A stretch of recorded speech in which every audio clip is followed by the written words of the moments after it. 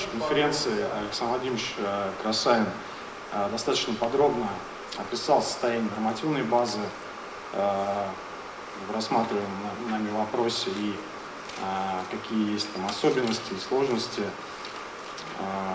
За год произошли определенные изменения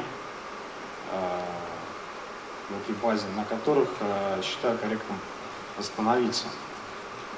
Потому что рискоориентированный подход — это не только про расчеты какие-то, но и экономическую эффективность, и безусловно при этом безопасность, совершенствование инвестиционно-строительного цикла и многие иные вопросы. Но совсем недавно была утверждена стратегия развития строительной отрасли до 30 года. Есть, на наш взгляд, очень много важных базовых принципов, которые все содержат. В частности, это изменение нормативной базы на основе ранее согласованных СТУ, то есть повторяющиеся решения, которые в СТУ присутствовали, на этой основе вносятся изменения в соответствующие нормативные документы, чтобы их нормативно закрепить и обосновывать в дальнейшем. Также параметрический метод нормирования, развития расчетных доказательных способов обоснования проектных решений. Далее вопросы и сокращение инвестиционно-строительного цикла, при этом без снижения уровня безопасности зданий, сооружений, объектов, и при этом увеличение объема ввода объектов капитального строительства в эксплуатацию.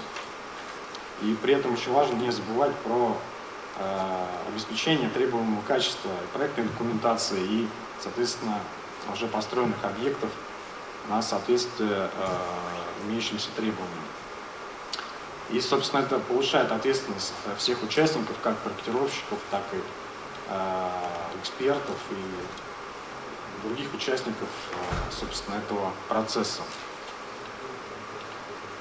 Нельзя не упомянуть по образовательную составляющую, потому что нормативная база меняется очень стремительно.